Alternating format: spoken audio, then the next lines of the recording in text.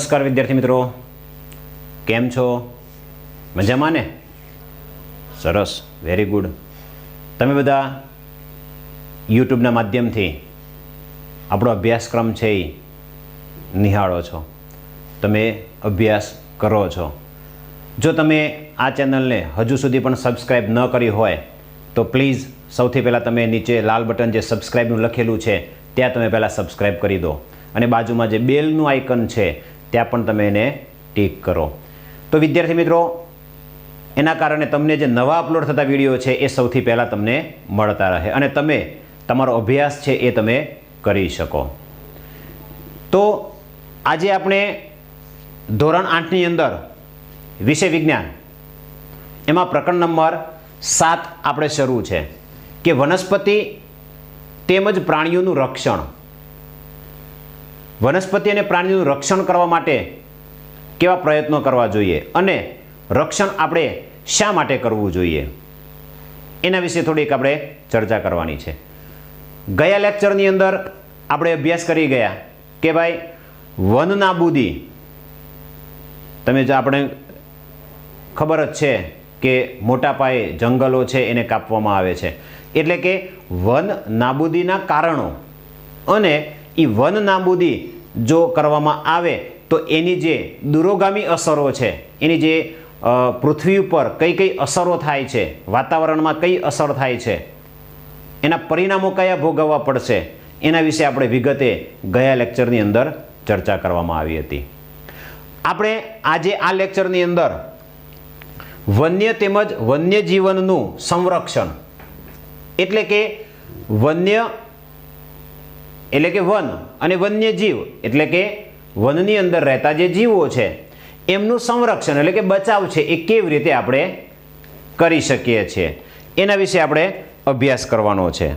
તો વન નાબૂદીની અસરો આપણે જાણ્યા બાદ પહેલી અને બુજો છે ખૂબ જ ચિંતિત હતા. તેઓ પ્રોફેસર અહેમદ પાસે ગયા. તેઓએ પૂછ્યું કે વન તેમજ વન્ય પ્રાણીઓને કેવી રીતે બચાવી શકાય. સીધો પ્રશ્ન છે કે ભાઈ વન્ય જીવો જે છે અને વન છે એ આપણા માટે ખૂબ જ ઉપયોગી છે, તો એને બચાવવા માટે આપણે શું કરી શકીએ?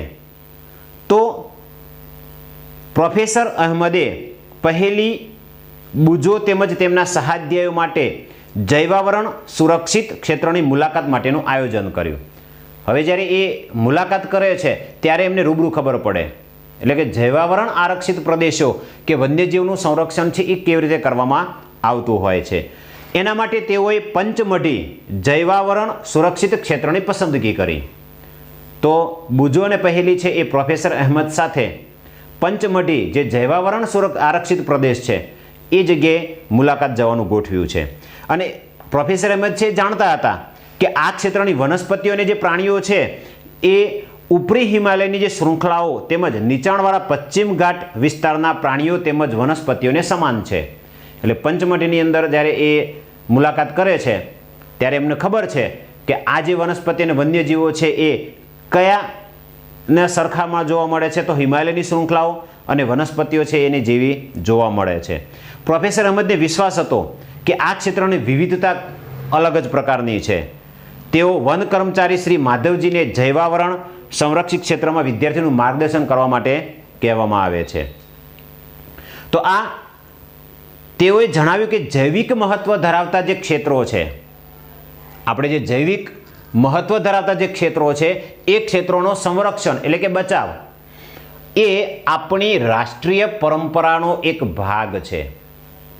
આપણે જેમ રાષ્ટ્રીય સંપત્તિ છે, બરાબર, એનો જે આપણે બચાવ કરીએ છીએ એ જ રીતે જૈવિક મહત્વ ધરાવતા જે ક્ષેત્રો છે, બરાબર, એ જૈવિક મહત્વ ધરાવતા ક્ષેત્રોનો સંરક્ષણ એટલે કે બચાવ એ આપણી એક રાષ્ટ્રીય પરંપરા છે. એને બચાવ આપણે કરવો જોઈએ. આપણા વ્યક્તિગત પ્રયત્નો તેમજ સમાજના પ્રયત્નોથી તેમજ સરકારી સંસ્થાઓ પણ વન તેમજ વન્ય પ્રાણીઓના સંરક્ષણ માટે કાર્યરત છે. આપણે પણ પ્રયત્ન કરવા પડે, સરકાર પણ પ્રયત્ન કરે અને જે પ્રાઇવેટ સંસ્થાઓ છે, NGO જેને કહેવામાં આવે છે, એ પણ આ જૈવાવરણ સુરક્ષિત એટલે કે વન્યજીવનું સંરક્ષણ કરવા માટે પ્રયત્નો કરતા હોય છે. તો સરકાર છે એની શું કામગીરી છે? આ વન્યજીવોને બચાવવા માટે થઈને. તો સરકાર તેઓની સુરક્ષા અને રક્ષણ માટે, સુરક્ષા અને સંરક્ષણ માટે નિયમ, પદ્ધતિઓ બરાબર અને યોજનાઓ બનાવે છે. તો દર વર્ષે આ જે સરકાર છે એ સરકાર વન્યજીવો અને વન્યની જે સુરક્ષા કરવા માટે અને એમના સંરક્ષણ હેતુ માટે થઈને જુદા જુદા નિયમો બનાવે છે, એની પદ્ધતિઓ વિકસાવે છે અને યોજનાઓ પણ બનાવે છે. અને એ યોજનાઓને અંતર્ગત આ જે વન્યજીવો છે એમનું સંરક્ષણ અને એનો બચાવ છે એ થતો હોય છે. અને વન્ય પ્રાણી અભયારણ્ય એના અંતર્ગત આપણે જુદા જુદા બનાવવામાં આવે છે, કે વન્ય પ્રાણી અભયારણ્ય બનાવવામાં આવે છે, રાષ્ટ્રીય ઉદ્યાન બનાવવામાં આવે છે.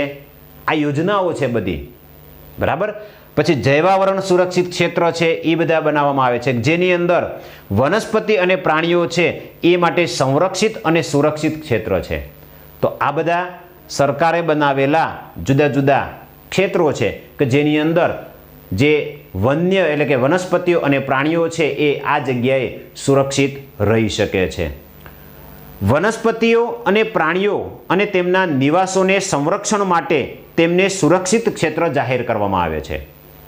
તો જ્યારે પણ આપણે આ જે વન્ય પ્રાણીઓ છે કે વનસ્પતિઓ છે એને બચાવવા માટે થઈને, એમના રક્ષણ માટે થઈને એમના જે નિવાસો છે એ નિવાસોના સંરક્ષણ માટે એને સુરક્ષિત ક્ષેત્ર તરીકે જાહેર કરવામાં આવે છે, જેને આપણે અભયારણ્ય કહેવામાં આવે છે, રાષ્ટ્રીય ઉદ્યાન કહેવામાં આવે છે અને જૈવાવરણ આરક્ષિત ક્ષેત્ર તરીકે આપણે ઓળખીએ છીએ, જેના વિશે આપણે અભ્યાસ કરવાનો છે.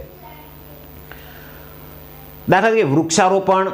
તો આ જે વિસ્તારો છે કે ભાઈ અભયારણ્ય હોય કે રાષ્ટ્રીય ઉદ્યાન હોય કે જૈવાવરણ આરક્ષિત વિસ્તાર હોય, તો એ વિસ્તારની અંદર કયા કયા કાર્યો પર પ્રતિબંધ કરવામાં આવે છે.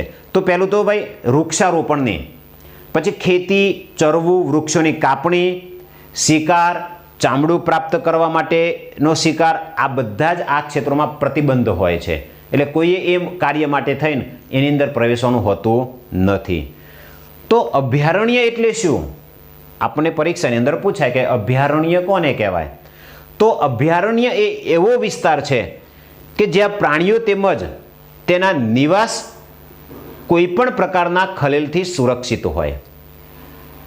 સરકારે એવો વિસ્તાર બનાવ્યો છે કે એ વિસ્તારની અંદર એ પ્રાણીઓ એમના નિવાસ સ્થાને કોઈ પણ પ્રકારની ખલેલ વગર એ લોકો સ્વતંત્ર રીતે જીવી શકે. આપણા ગુજરાતની અંદર ગીર અભયારણ્ય છે, જૂનાગઢની અંદર. તો જે ગીર અભયારણ્ય છે એ ગીર અભયારણ્યની અંદર સિંહ માટેનું છે, સ્પેશિયલ ગીરના સિંહ માટેનું છે. તો એ સિંહ છે એને મુક્ત રીતે એ અભયારણ્યની અંદર જીવવા દેવામાં આવે છે. એમને કોઈ પણ વ્યક્તિ છે એને કોઈ ખલેલ ન પહોંચાડી શકે એવી એની અંદર વ્યવસ્થા હોય છે. ત્યાં કોઈ વ્યક્તિ છે અંદર પ્રવેશી ન શકે, બરાબર, કે પછી કોઈ ત્યાં કોઈ ઉદ્યોગો ન સ્થાપી શકે, વૃક્ષોને કાપી ન શકે. આ બધો પ્રતિબંધિત વિસ્તાર છે.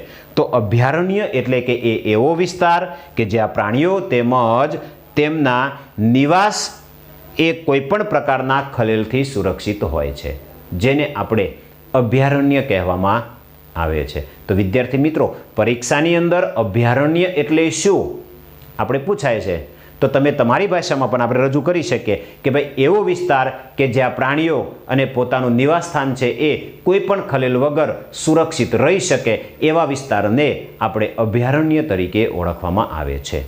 ત્યાર પછી બીજો વિસ્તાર છે કે ભાઈ રાષ્ટ્રીય ઉદ્યાન કોને કહેવામાં આવે?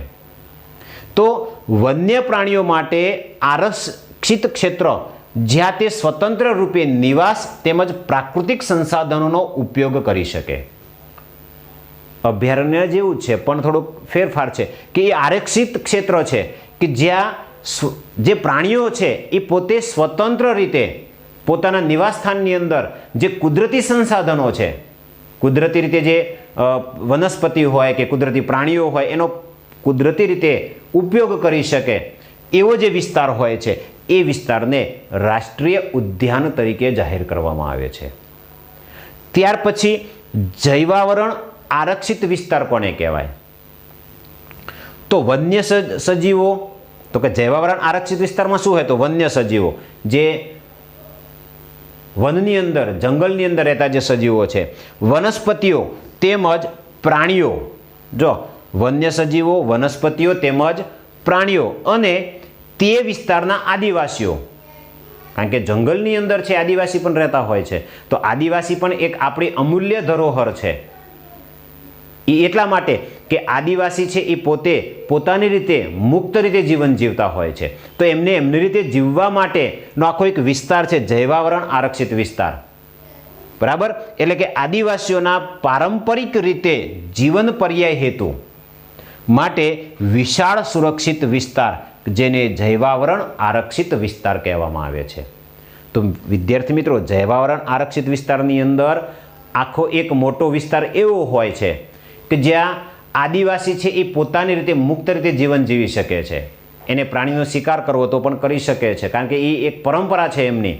એ પોતાની રીતે પોતાની જિંદગી છે જીવી શકે એ માટે તેનો આખો વિસ્તાર છે એ બનાવવામાં આવેલો હોય છે કે ત્યાં વનસ્પતિઓ, પ્રાણીઓ તેમજ જે વન્ય સજીવો છે કે આદિવાસીઓ છે એ પોતાના પારંપરિક વિસ્તારની અંદર જીવંત પર્યત એ પોતે જીવી શકે એવો વિસ્તાર બનાવેલો છે, જેને આપણે જૈવાવરણ આરક્ષિત વિસ્તાર કહેવામાં આવે છે. તો વિદ્યાર્થી મિત્રો, આપણે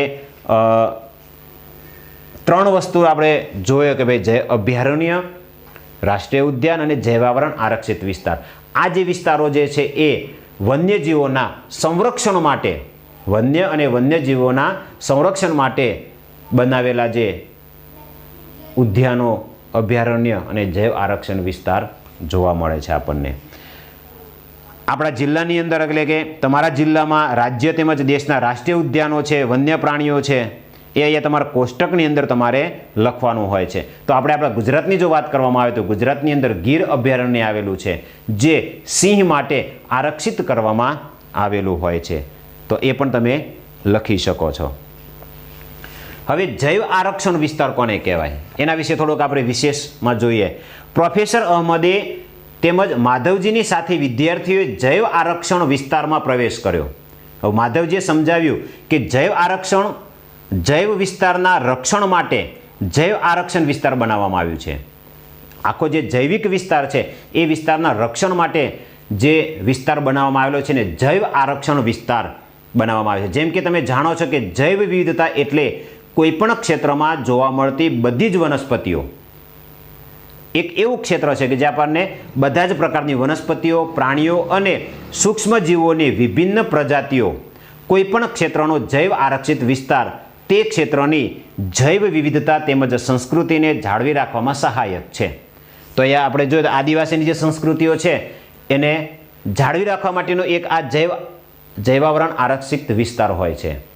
બરાબર, એ જ પ્રમાણે આપણે જોઈએ તો જૈવ આરક્ષિત વિસ્તાર છે એ સાતપુડા નામનો એક રાષ્ટ્રીય ઉદ્યાન તેમજ બોરી તેમજ પંચમઢી નામના 2 વન્ય પ્રાણીઓ પણ અભયારણ્યમાં આવતા હોય છે. તો વિદ્યાર્થી મિત્રો, અહીંયા તમને એક નકશો આપેલો છે, તમે જોઈ શકો છો એની અંદર કે પંચમઢી જૈવાવરણ આરક્ષિત વિસ્તાર છે એ કેવડો આપણને જોવા મળે છે. અહીંયા જુદા જુદા બોરી અભયારણ્ય આપેલું છે, પછી સાતપુડા રાષ્ટ્રીય ઉદ્યાન છે, પંચમઢી અભયારણ્ય છે. બરાબર, આ રીતે જુદા જુદા અભયારણ્યોનો તમને કોષ્ટક આપેલું છે. ત્યાર પછી વિદ્યાર્થી મિત્રો મુદ્દો આવે છે કે વનસ્પતિ સૃષ્ટિ અને પ્રાણી સૃષ્ટિ, ફ્લોરા એન્ડ ફૌના. તો બાળકોએ ભ્રમણ કરતી વખતે જૈવાવરણ આરક્ષિત વિસ્તારની લીલોતરીની પ્રશંસા કરી, કારણ કે એ વિસ્તારની અંદર વરસાદ એવો પડે એટલે આખી લીલોતરી આપણને ત્યાં જોવા મળે. તો આ જે બાળકો હતા એ બાળકોએ આ જે લીલોતરી હતી એની ખૂબ જ પ્રશંસા કરી. તેઓ ઊંચા નીચા સાગના વૃક્ષો તેમજ પ્રાણીઓને જોઈને ખુશ થઈ ગયા. જૈવાવરણ વિસ્તાર છે તો ત્યાં ઊંચા નીચા વૃક્ષો પણ જોવા મળે, કારણ કે એ પોતાની રીતે ત્યાં મોટા થઈ શકે છે. જ્યારે આપણે શું કરીએ છીએ, એ કાપી નાખવામાં આવે છે, ત્યાં એ રીતે કાપવામાં આવતા નથી હોતા. વૃક્ષો તેમજ વન્ય પ્રાણી જોઈને ખુશ થઈ ગયા. પહેલીએ અચાનક એક સસલું જોયું, એને પકડવાનો પ્રયાસ કર્યો એને, તો તેની પાછળ દોડીએ. તો પ્રોફેસર અહમદે તેને અટકાવી અને સમજાવ્યું કે પ્રાણીઓ પોતાના નિવાસસ્થાનમાં ખુશ રહે છે, આપણે એને પરેશાન કરવા જોઈએ નહીં. પણ આપણે શું કરીએ છીએ, આપણે ત્યાં ખિસકોલી આવે કે કોઈ કબૂતર આવે તો આપણે એને હેરાન કરીએ છીએ, પણ એ એમને જીવવાનો અધિકાર છે. વિદ્યાર્થી મિત્રો, એ પોતાના જીવનની અંદર ખુશ છે તો એમને જીવવા દો, એમને હેરાન કરવાની જરૂર નથી. માધવજીએ સમજાવ્યું કે કેટલાક પ્રાણીઓ તેમજ વનસ્પતિઓ છે કોઈ વિશિષ્ટ વિસ્તારમાં જ જોવા મળે છે અને આવા વિશિષ્ટ વિસ્તારમાં જોવા મળતી વનસ્પતિઓને તે વિસ્તારની વનસ્પતિ સૃષ્ટિ અને પ્રાણીઓને પ્રાણી સૃષ્ટિ કહેવામાં આવે છે. અમુક વનસ્પતિઓ છે એ વિદ્યાર્થી મિત્રો અમુક જગ્યાએ જ જોવા મળે, તો એ આખી જે સૃષ્ટિ બને છે એને વનસ્પતિ સૃષ્ટિ કહેવાય. અને અમુક પ્રાણીઓ છે એ અમુક વિસ્તારની અંદર જ જોવા મળે છે, માટે એ જે વિસ્તારને આપણે પ્રાણી સૃષ્ટિ તરીકે ઓળખવામાં આવે છે. તો અહીંયા વિદ્યાર્થી મિત્રો તમને ચિત્ર આપેલું છે કે જુદા જુદા પ્રાણીઓ અને વનસ્પતિઓ આપણને આપી છે. તો અમુક વનસ્પતિઓ છે આપણે એ જોવા નથી મળતી. આપણે તમારે ત્યાં જે વનસ્પતિઓ જોવા મળે એ બીજી જગ્યાએ કદાચ જોવા ન મળે, પણ બીજી જગ્યાએ જે વનસ્પતિઓ જોવા મળે છે ત્યાં આપણે ત્યાં પણ જોવા ન મળે. આ વિવિધતા છે એ જોવા મળે છે આપણને. તો સાલ, સાગ, આંબો, જાંબુ, હંસરાજ, અર્જુન વગેરે બધી વનસ્પતિ સૃષ્ટિ છે. તેમજ ચિંકારા છે, નીલગાય, બાર્કિંગ ડિયર એટલે કે ભસતું હરણ, પછી ચિત્તલ, દીપડો, જંગલી કૂતરો, વરુ, આ બધા પંચમઢી આરક્ષિત વિસ્તારની પ્રાણી સૃષ્ટિ છે. તો આ જે પંચમઢી વિસ્તાર છે ત્યાં કઈ કઈ વનસ્પતિઓ જોવા મળે છે? તો સાગ, સાલ, આંબો, જાંબુ, હંસરાજ નામની વનસ્પતિ, બરાબર. તો આ બધી વનસ્પતિઓ છે એ ત્યાંની પ્રાણી સૃષ્ટિ કહેવાય, પંચમઢીની. જે પ્રાણીઓ જોવા મળે ત્યાં એની પ્રાણી સૃષ્ટિ તરીકે ઓળખવામાં આવતું હોય છે. તમારી આસપાસના વિસ્તારમાં આવેલ જે વનસ્પતિ સૃષ્ટિ હોય કે કઈ કઈ વનસ્પતિઓ જોવા મળે છે, તમારી આજુબાજુ કયા પ્રાણીઓ જોવા મળે છે, એ પ્રાણી સૃષ્ટિને ઓળખવાનો તમારે પ્રયત્ન કરવાનો છે વિદ્યાર્થી મિત્રો. કે તમે કયા કયા પ્રાણીઓ તમારી આજુબાજુના વિસ્તારમાં જે પ્રાણીઓ જોવા મળે એને પ્રાણી સૃષ્ટિ કહેવાય, અને તમારી આજુબાજુ જે વનસ્પતિ જોવા મળે એ તમારી પ્રાણી સૃષ્ટિ કહેવાય. તો આપણે એ જોઈએ તો આજુબાજુમાં તમને ગાય, ભેંસ, બળદ, બરાબર, ગધેડા, ઊંટ અને આ બધા પ્રાણીઓ જોવા મળે છે. તો આપણે એ બધી પ્રાણી સૃષ્ટિ કહેવાય. વનસ્પતિની અંદર તમે જુઓ તો આંબો, બરાબર, પછી લીમડો જોવા મળે છે, પીપળો જોવા મળે છે, બરાબર. ત્યાર પછી આપણને બાવળ જોવા મળે છે, બોરડી જોવા મળે છે. તો આ બધી જે વનસ્પતિઓ છે એ વનસ્પતિ સૃષ્ટિ તરીકે ઓળખાય છે. તો વિદ્યાર્થી મિત્રો આજે આપણે જે અભ્યાસ કર્યો એની અંદર વન્ય તેમજ વન્યજીવનનું સંરક્ષણનો અભ્યાસ કર્યો, કે જેની અંદર આપણે અભયારણ્ય વિશે ભણ્યા કે અભયારણ્ય એટલે શું? તો એવો વિસ્તાર કે જ્યાં પ્રાણીઓ છે એ તેમના નિવાસસ્થાને કોઈ પણ પ્રકારની ખલેલ વગર શાંતિથી રહી શકે એવો વિસ્તાર કે જેને આપણે અભયારણ્ય કહેવામાં આવે છે, બરાબર. રાષ્ટ્રીય ઉદ્યાન તો વનસ્પતિ અને પ્રાણીઓ છે એ આરક્ષિત ક્ષેત્ર કે જ્યાં એ સ્વતંત્ર સ્વરૂપે એ નિવાસ તેમજ પ્રાકૃતિક સંસાધનોનો ઉપયોગ કરીને રહી શકે. અને છેલ્લો જૈવાવરણ આરક્ષિત વિસ્તાર. તો જૈવાવરણ આરક્ષિત વિસ્તાર એ ખૂબ મોટો વિસ્તાર છે કે જેની અંદર વન્ય પ્રાણીઓ, વન્ય સજીવો, વનસ્પતિઓ તેમજ પ્રાણીઓ અને તે વિસ્તારની અંદર રહેતા જે આદિવાસીઓ છે એ પારંપરિક રીતે જીવન પર્યાય હેતુ માટે, પોતાના જીવન પર્યાય હેતુ માટે રહી શકે એ માટે આખો વિસ્તાર છે એ આરક્ષિત કરવામાં આવે, એને જૈવાવરણ આરક્ષિત વિસ્તાર કહે છે. તો આ બધાની શા માટે જરૂર પડી? પહેલો તો પ્રશ્ન થાય આપણને. પહેલાં તો આવું બધું કાંઈ હતું નહીં, પણ હવે શા માટે જરૂર પડે છે? કારણ કે મનુષ્ય છે એ વન નાબૂદી તરફ પ્રયાણ કરી રહ્યો છે. એટલા માટે આ વિસ્તારો છે એને આરક્ષિત કરવા પડે છે. એના માટે નિયમો બનાવવા પડે છે સરકારે કે ભાઈ તમારે આ વિસ્તારની અંદર પ્રવેશ કરવો નહીં કે વૃક્ષો કાપવા નહીં, બરાબર ને. એટલા માટે આ બધા ક્ષેત્રો છે એ બધા બનાવવા પડતા હોય છે. સરકારને નિયમો પણ ઘડવા પડતા હોય છે. તો આપણે આ યાદ રાખીશું કે કયા કયા વિસ્તારો છે. Thank you.